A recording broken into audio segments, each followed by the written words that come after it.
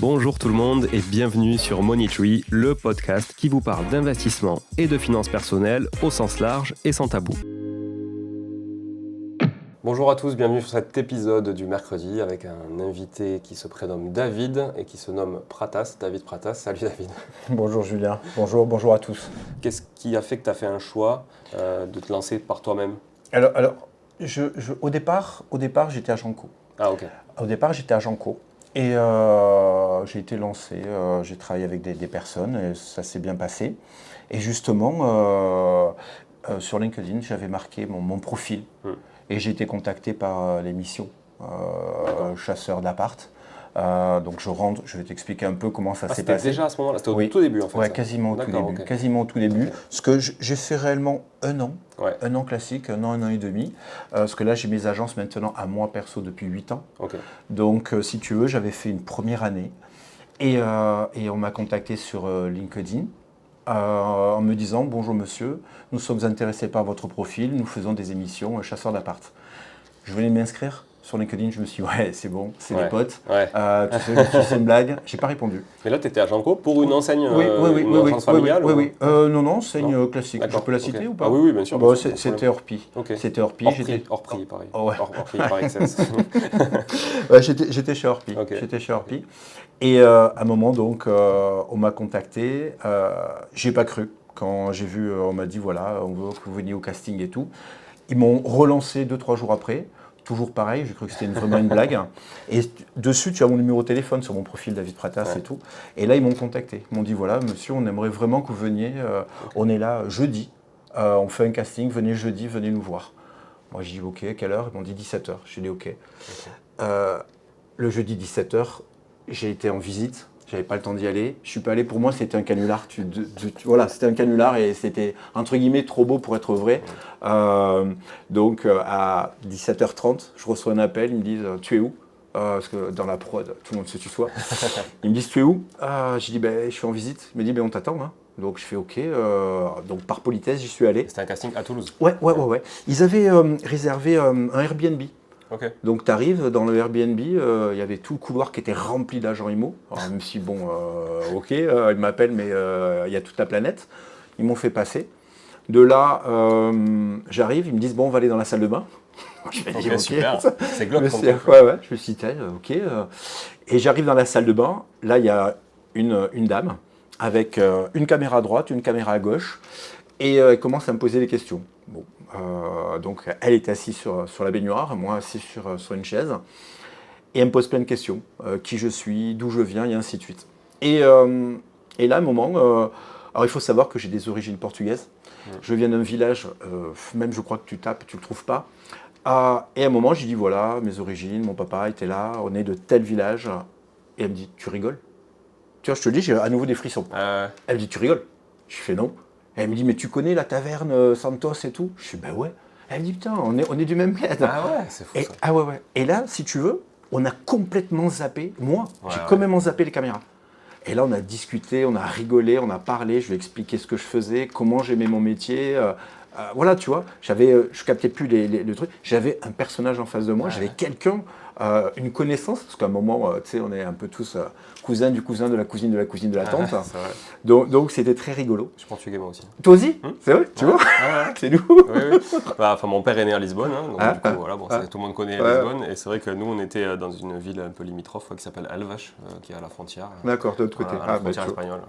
Voilà. Moi, mon père était de Lisbonne, à côté de Setúbal, et ma mère de Tomar.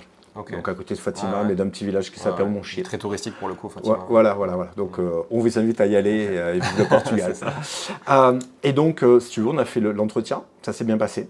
Et après, il m'a dit, bon, mais voilà, maintenant tu vas être suivi par plusieurs caméramans et tu essayes. Bon, moi j'ai... Là, en live, ouais. Donc on est allé dans l'Airbnb, on a commencé à faire nos visites et je leur ai fait une visite comme je fais des visites. Tu vois, à projeter les gens, à dire comment on peut faire, comment transformer et tout. À taper dans les murs, parce que j'adore taper dans un mur, voir s'il est porteur, pas porteur. C'est un tic. Le taper dans le mur, c'est un tic. Et ça s'est super bien passé. Et là, ils m'ont dit, bon, écoutez, on te rappellera dans une semaine. Bon, je me suis dit, ou pas. Et une semaine après, ils m'ont appelé. Et c'est parti. Ils en prenaient combien là, à ce moment-là? là, ils en prenaient 3. 3 pour faire la série. Et après, j'en ai fait 6 ou 7 avec un tank accompagnant. Et là, je suis encore passé là, dimanche, il y a 15 jours. En général, je passe une fois par mois. Donc c'est cool, apparemment, j'ai un petit record. Donc et à chaque fois, ils te font, c'est retourner, c'est des nouvelles recherches. Je reviens juste sur le... Parce que tu étais à Janko, donc pour ah oui, tu veux savoir après comment j'ai... Non, parce qu'en fait, la première question, c'est du coup, ils contactaient les agents en direct. C'est-à-dire qu'ils ne contactaient pas les agences en disant ils voulaient vraiment l'humain d'abord, plutôt que l'enseigne ou qu'il y avait tout sur rue ou autre. Tout à fait. C'est intéressant. Tout à fait. Et c'est justement par rapport à ça, quand j'ai fait la première émission, ça a super bien marché. Ils m'ont contacté pour faire la deuxième. J'ai fait la deuxième. Et après, ils m'ont contacté pour faire la troisième. Et là, Orpi m'a dit stop. Ah ouais. Ouais, ils m'ont dit tu fais plus. Ah, pourquoi? Parce que Plaza était mis en avant et que toi, du coup, tu étais assimilé à être un agent Plaza au final, parce que les gens font vraiment les raccourcis. C'est ça, tu as tout compris. Donc, ils m'ont dit non, tu apportes trop de publicité à Plaza, donc c'est stop. Et là, la prod m'a dit non, mais David, on te veut. Et en même temps, tu avais gagné en autorité, toi, à titre personnel. Donc, j'ai appelé. Donc, j'ai appelé un ami à moi, j'ai dit écoute, voilà, j'aimerais refaire l'émission. S'il faut, je quitte Orpi on travaille ensemble, on monte un bise. Il avait la carte T. Donc on s'est lancé comme ça. On a fait la troisième émission où ils viennent carrément dans notre local. On n'avait pas le parquet, on n'avait pas le plafond. On avait juste l'ordinateur, les trucs. C'était vraiment tout fait. Plan serré. Et voilà, donc on leur a montré comment on faisait les recherches et tout. Mais les caméramans sont venus, ils n'ont pas filmé les plafonds, on était en train de les faire. Ils n'ont pas filmé le parquet parce qu'on était en train de le faire.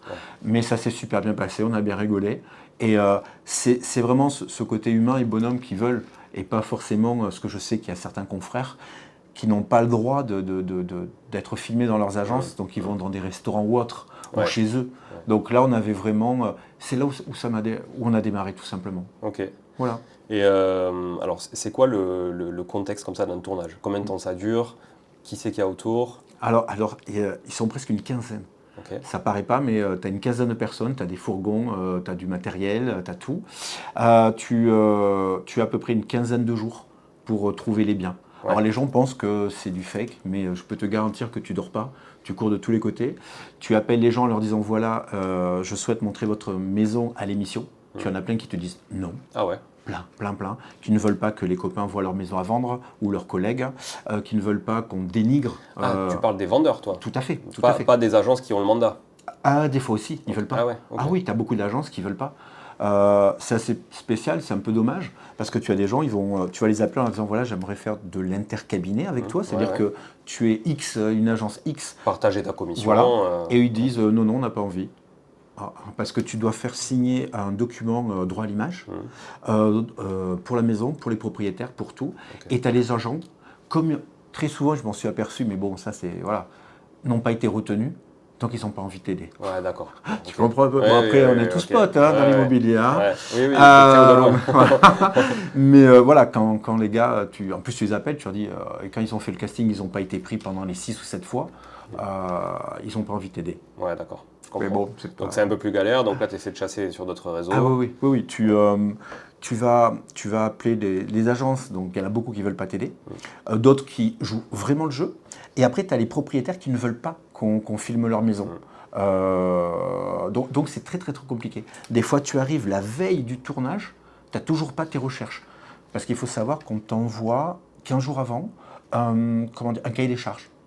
Par exemple, tu vas avoir écrit, tu ne sais pas qui est qui, on va t'écrire, voilà, tel couple a un budget de 400 000 € pour T4, ils veulent telle zone, tel secteur, tel ceci, hop, balcon, pas balcon et autres. Et toi, tu fais toutes tes recherches par rapport à ça. Mais toi, du coup, tu les rencontres que à la fin finalement. C'est-à-dire que tout se passe au même moment. Donc en fait, toutes les scènes qui sont au départ, la qualification de la recherche et tout ça, finalement, tu avais déjà l'info avant. Oui. Et ces scènes-là sont tournées, la première rencontre est tournée en même temps. C'est ça. Ça veut dire qu'on t'envoie un cahier des charges. Donc ils le disent bien, pendant qu'ils te filment, ils te montrent faire ta recherche. Donc ils montrent comment tu fais ta recherche.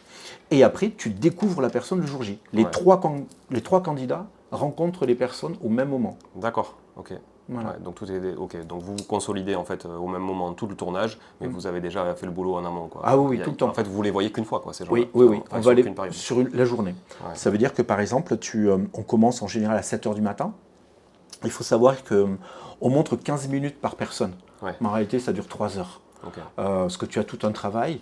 Donc, ils vont te filmer pendant 3 heures tout le travail que tu vas faire, parce que c'est une vraie visite. Tu fais réellement une vraie visite. Et surtout, tu as 3-4 caméramans. Donc, le but du jeu, les clients qui sont là ne sont pas habitués à faire des visites avec des caméras partout. Oui. Donc, et toi, tu dois oublier la caméra. Donc, tu apprends à oublier la caméra et tu te concentres à faire ta visite.